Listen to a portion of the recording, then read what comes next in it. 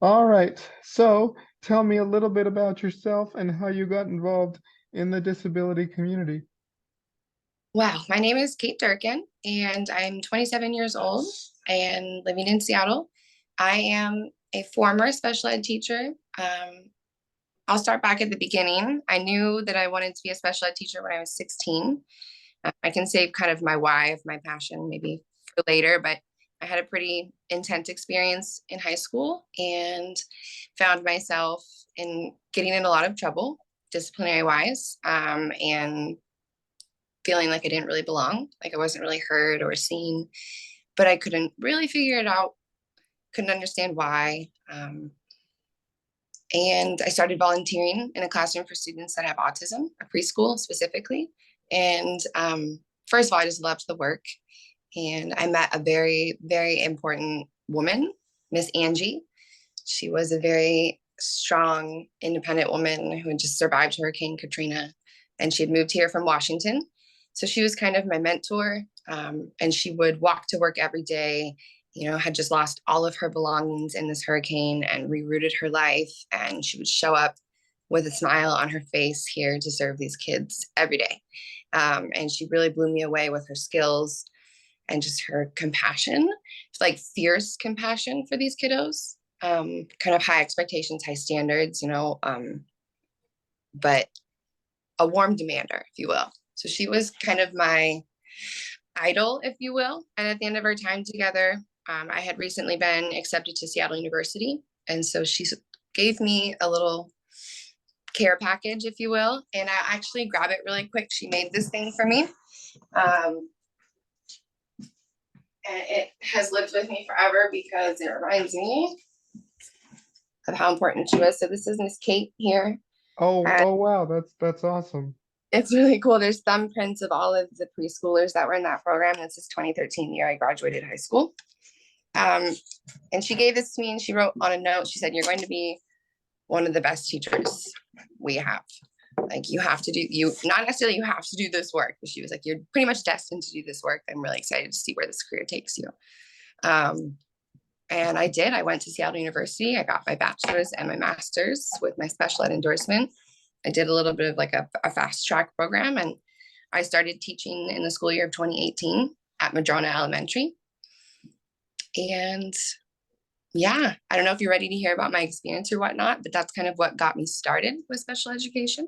Mm-hmm. Um, Throughout my work in grad school and my various internships and my student teaching, I gained more experience, and it just further concreted the notion that this work was for me. Um, Building relationships with students is one of my favorite things about the job, and specifically helping students that aren't seen in a normal, typical way by society, kind Mm-hmm. of help communicate and feel heard and feel important and have kind of that stake in their community, because that's what I was missing. So, yeah. Mm-hmm. Yeah, so if I could just like get into like like your work as in special education, like what sorts of things are you doing in that regard? So I was a classroom teacher for 4 years, which means that I was the lead teacher in a special ed program, small group special ed program in Seattle Public Schools. The first year that I taught at Madrona, I taught a K through 5 SEL classroom. Are you familiar with the SEL programs within the? Nope. They are what the nation would refer to as an EBD program or a behavior program. And so it's a self-contained small group classroom considered a high needs population, for students that have behavioral disabilities. So high needs in terms of their disabilities are of great impact, given how much it's impacting their ability to access their daily life. However, these students, I mean, if you see them in the school, they look and seem like typically developing students. A lot of times cognitively, they're actually very high, and they have disabilities that have impacted them, such as depression, trauma, bipolar, some learning disabilities that will create behavior. So behavior programs are, why I wanted to teach special ed. I wanted to be an SEL teacher because I struggled with that same disability category. I have OCD, pretty severe OCD, and that's kind of the reason why I struggled so much in school. That program was amazing at Madrona. I had a classroom of 9 students, and it was pretty heartbreaking to see those students did not trust anybody. They had 8 teachers in the last 6 years. Quite literally, they ran the school, and I mean, they didn't know any better. They had no routine, no structure, no inclusion with their gen ed peers, no basic rights in terms of kind of having their own PE time or their own art time, having, how do I say this? It was almost as if the principal of that building, and I want to use my words carefully, didn't know how to have a SPED program within a building and kind of intertwine it within the greater community. So like this building, the classroom is in the farthest corner of the building, away from kind of the rest of the classrooms. And it was horrible to see, but it was exciting to know, like, I have a lot of work to do here. You know, we have a lot of work to do as a program, as a community. These boys deserve to know what it means to be valued and to be part of a community as a learner that is seen. And so I spent that year building a program from the ground up, not really having any experience doing so. The thing that I did have experience doing was advocating and asking for help and documenting things that weren't going the way they were supposed to.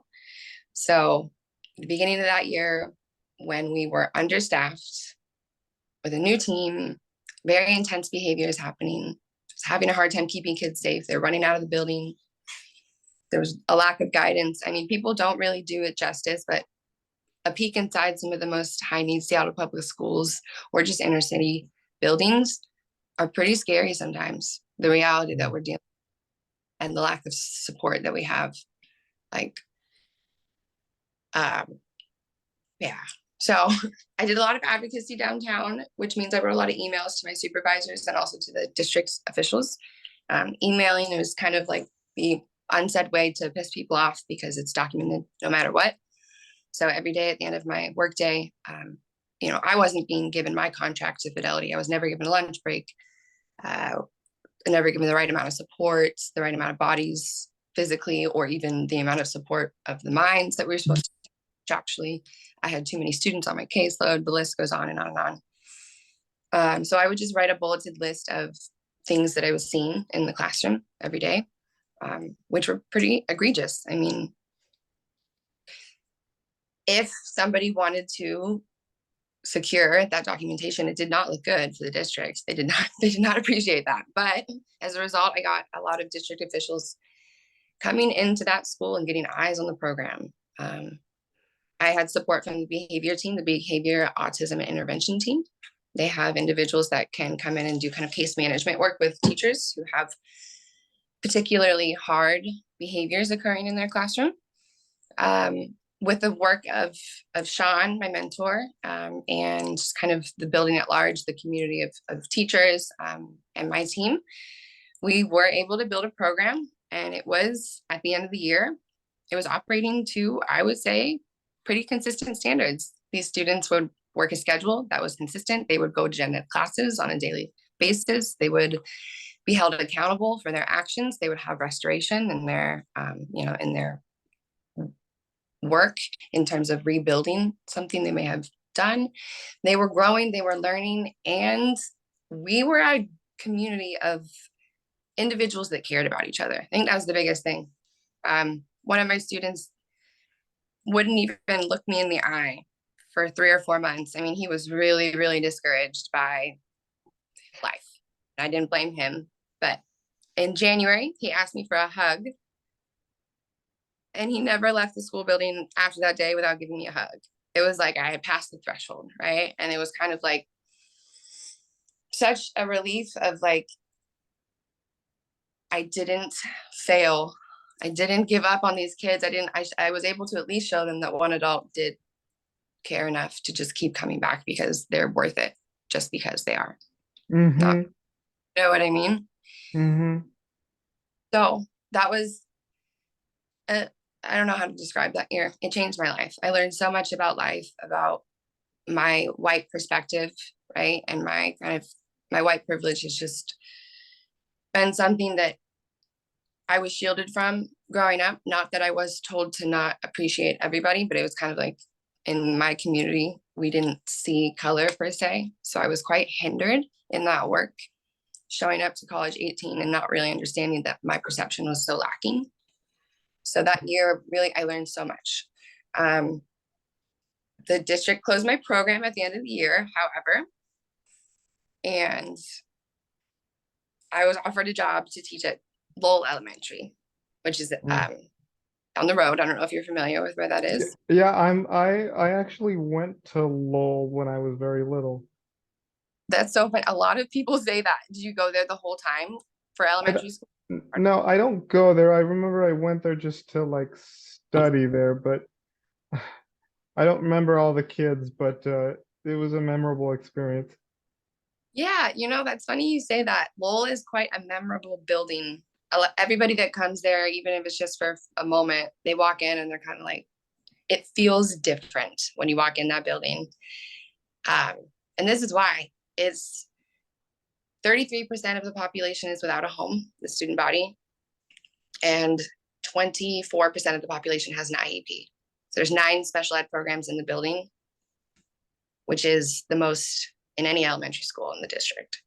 It's called a continuum building because it has a program map that you can kind of build up. So you can go from distinct to focus to resource. So Lowell is very unique. I love it so much. And it's also really, really, really, it's a hard place to work. There's a lot of Hmm. trauma co-inhabiting one building and behaviors bouncing off each other. But I came to Lowell because the former principal, Sarah Talbot, she was my principal while I was a student teacher at Laurelhurst Elementary. So I knew her, I'd worked with her, I knew how amazing she was in terms of autonomy. She gave her teachers autonomy and she also held them accountable in a way that I felt supported but not invisible. Um, she offered me a K through 5 job again in a distinct program, and I took it because the alternative was staying at Madrona to teach first grade gen ed. And if I was being honest with myself, gen ed, albeit with opportunity to identify students and work with students who have disabilities, but it just wasn't quite the line of work that I was passionate about. Hmm. I'm Lowell teaching K through 5 distinct, which is a program for students with moderate to severe global impairments. So I had students in that program who, for example, were identified as having autism, but were physically mobile, were nonverbal, but used communication devices, needed partial assistance in the bathroom, wore diapers, but was learning how to, pull pants up and down and flush toilet and those kinds of things, and learning how to feed themselves appropriately, drink from the water cup. So I taught students that would receive services under academics, under adaptive life skills. And then I also had students that had physical therapy needs, vision needs, mobility needs, because they might have had cerebral palsy or Angelman syndrome, or they had no vision. And we were all cohabiting one program. So distinct is so tricky by nature in that just imagine even trying to transition physically from one area of the school to the other when you have 4 students that not only can walk, but tend to run or have unsafe behaviors in the hallway. And then you have 3 students, one in a wheelchair, one without vision, and one that uses a gait belt because he has a seizure disorder. Um, and oftentimes being short staffed, having 2 adults at best to manage that transition. Hmm. So programming, scheduling, meeting the needs of all the students was really difficult, but also like a challenge that kept me alive there, like really kept me going, because it was, if you think about the programming aspects, I had 9 IEPs at one time.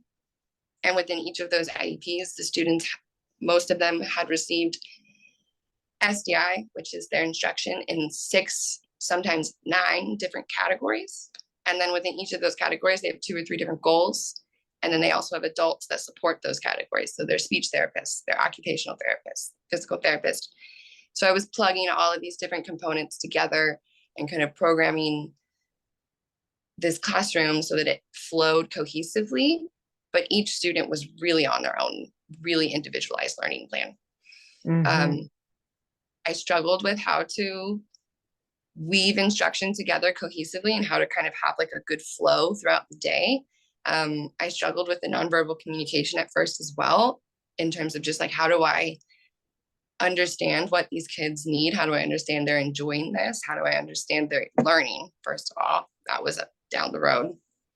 And I have to say, my experience at Lowell, if it weren't for the adults that were already in the classroom before me, i.e. the instructional assistants and the different support staff, if you will, who knew the students, if I didn't learn to value their opinion, I would have been so lost. So I learned a lot from the people that worked before me, and we created this team at Lowell where I was the lead teacher, but we were a team. You know, I wrote the IEPs, but we were all stakeholders, key knowledge holders of these students. We could all answer questions within and being informed, and we were all experts on these kiddos, and we were all their teachers, and it was amazing. And also I got incredibly burnt out. So I taught right before, during, and after the pandemic. I was one of the first teachers back in the classroom physically in January of 2021. Fully donned. I had 2 students in the classroom because they were identified as making little to no progress online. So they were qualified to come in first.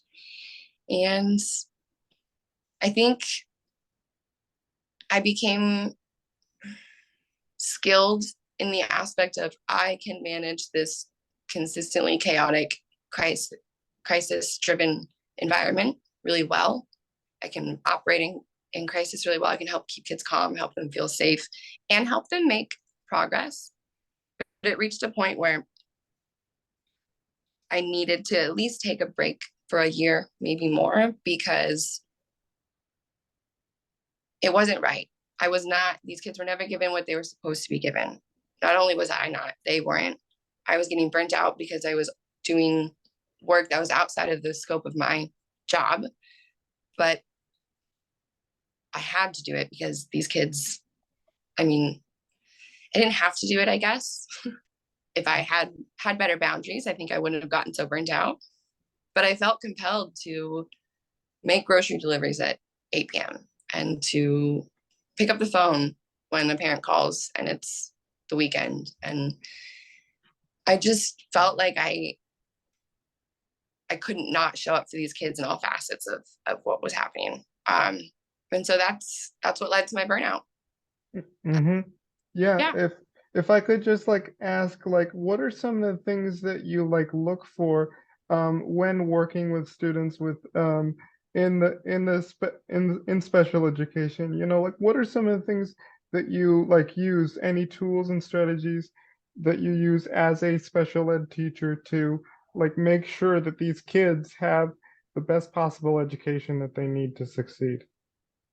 I would say my biggest tool in my toolbox was partnering or building relationships with the family, getting to know the students inside and outside of school, getting to know the parents, getting to know what does home look like, what does home sound like, and also getting to know their, how do I say this?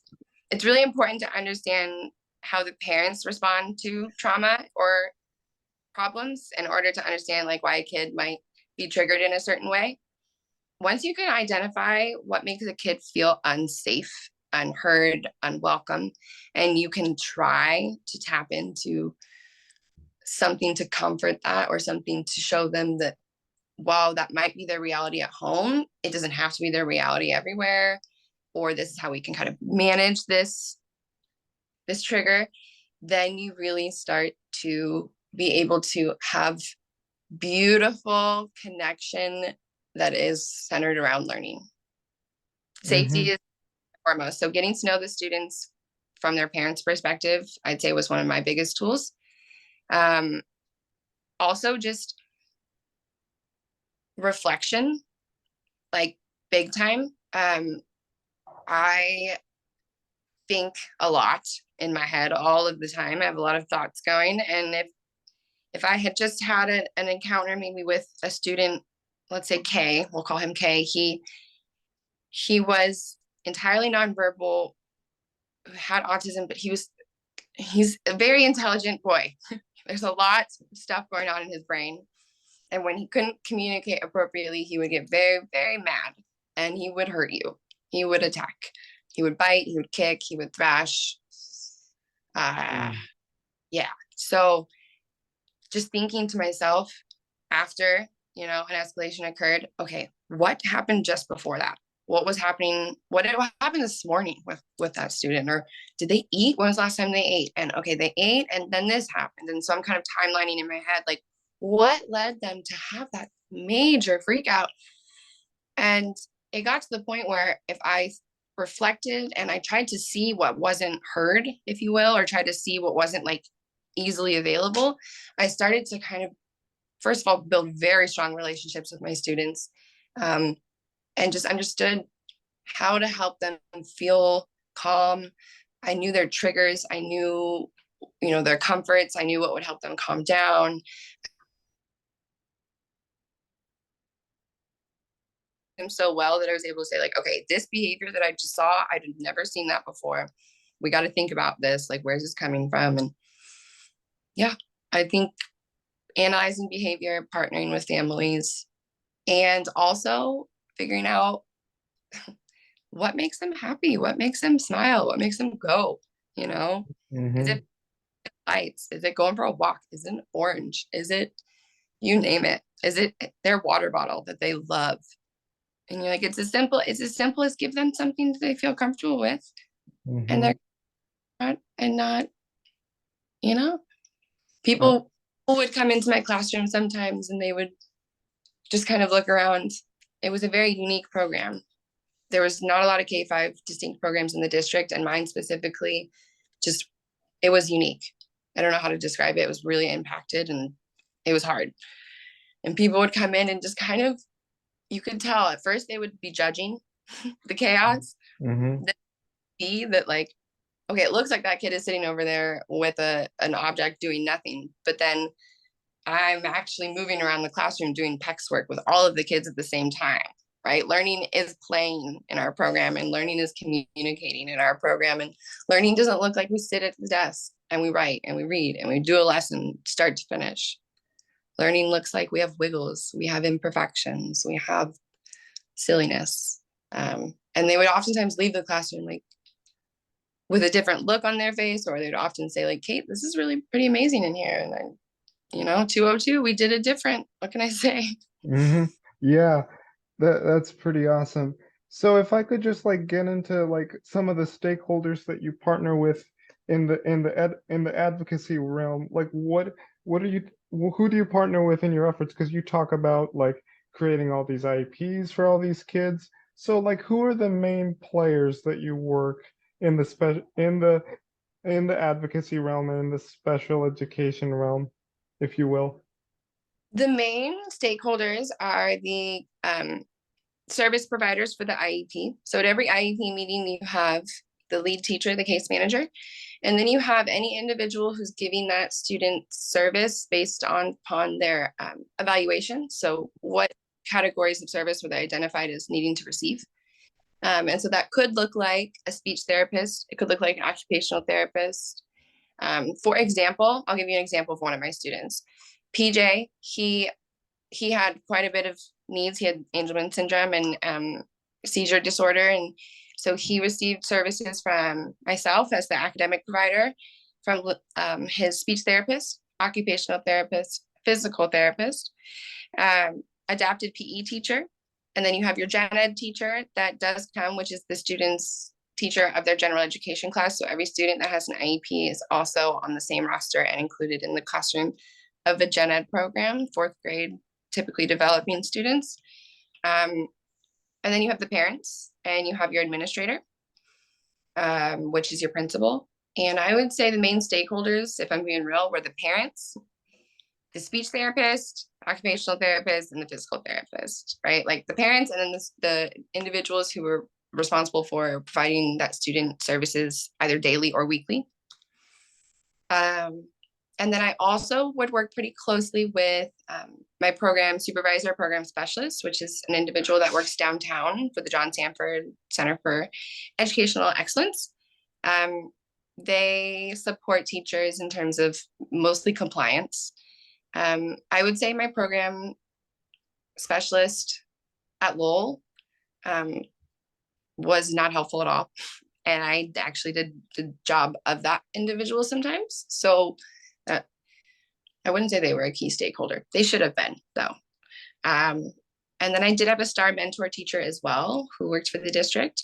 But in terms of support from individuals that were outside of Seattle Public Schools or advocacy work per se, I did not connect with a lot of individuals outside the district, which I kind of regret in hindsight. I didn't really have the time to connect with the different organizations that were coming into Lowell, for example. But if I had, I kind of kick myself now because networking as an educator, when education is all you know, is really hard, right? And trying to get out there and meet new people who do the same work as you, but maybe not in schools. You just don't know anybody but teachers because that's all you did for 4 years. I also recently, I'd say in terms of advocacy, I recently took a long-term sub position at the Renton School District for an SEL classroom, EBD. That was in October, and it's a long story. I'll save some of the details, but essentially I knew that program because I'd known teachers that had taught there before. I knew the principal. I knew that it was a well-oiled, well-functioning machine, and not machine, sorry, that's not a good word, but it was a well-ran classroom, and I felt like I could take this sub position during my year of burnout as a 4-month leave replacement, and that would help me either ignite my passion again or show me that I need to do something else within this line of work. And I showed up to Honeydew Elementary, and the program was in crisis. It was in shambles, complete and utter, not functioning. No, like I didn't have any information. I didn't have any sub plans. I didn't have anything that I needed to have. And I found myself back where I was at Madrona, and I started advocating, emailing, asking for what I needed. And I realized after 10 days there that I couldn't do it to those kids or myself again. It was not going to help me recover from my burnout. And so I ended up leaving that position, or rather letting them know I won't be signing the contract. Here is why. And then after that opportunity, the REA union rep, she reached out to me and she did get my formal statement because she wanted me to share what had happened. She'd had one conversation with me after school while I was there, and she kind of looked at me and she was like, you know what you're doing. And I was like, I do know what I'm doing. And I know that this program is not going to be conducive to any educator. It's not because I can't meet the challenge that this is unmanageable. It's because it's unmanageable because systemically they're not giving us what we need. And she took my statement and she did give that to the Renton Union and the school district. So I'm passionate about getting back into special education and thinking about how I can advocate more. But I'm lacking resources, I guess, if you will, to get my voice out there. Mm-hmm. Yeah. Lastly, how can education, particularly special education, create a more inclusive and welcoming environment for students with disabilities? Because there's a lot of stigma going on. So how do you tackle that? There's really, my opinion, trying to think about how to answer that question. I oftentimes found myself in a position at Lowell where kids would be looking with curiosity, right, at my students, or kind of inquisitive in terms of like, why are they wearing a helmet? Why do they have that in their mouth? Why are they walking like that? And it kind of hurt my heart because I didn't have the time. I had to keep these, my eyes on these kids. I didn't have the time to give what I would say is a thoughtful response to that. And I would just have to kind of defer to, they just do. They're different. It's life. Not everybody accesses the playground the same way. Not everybody can walk the same way. And it's just different. And basically had to tell kids blindly accept this. I'm telling you as an adult, it's just different. That's the way life is. But really, I would have loved to teach direct instruction, explicit lessons about that notion right there. What is that? Why does he have a helmet on? Let's unpack that. So I would say I haven't had an opportunity to do much of that work, but that's always been something that's very passionate to me. But it's really hard to do while you're actively doing the work, because that's taking a lot of your focus, a lot of your energy, a lot of your effort. Mm-hmm. But really, just when you can, just normalizing it, normalizing the difference, and also recognizing, like, I know it's kind of odd to see someone doing that. Like, don't deny a child or a person of that perception, right? Like, we're all humans. We look at difference and it is jarring sometimes. Just being raw about that notion right there kind of takes away the taboo aspect of it, right? Mm-hmm. To explicitly educate about the notion of disabilities and differences, it takes a lot of thoughtfulness, but it's so doable. Kids are so curious. They just want to know, right? Mm-hmm. And the less information we give them, the more of the assumptions or perceptions they build on their own. And you can't blame them for not understanding a disability. You can blame their stakeholders in their life for not trying to explain it to them. So, yeah. Mm-hmm. Yeah. Yeah, those are very important points.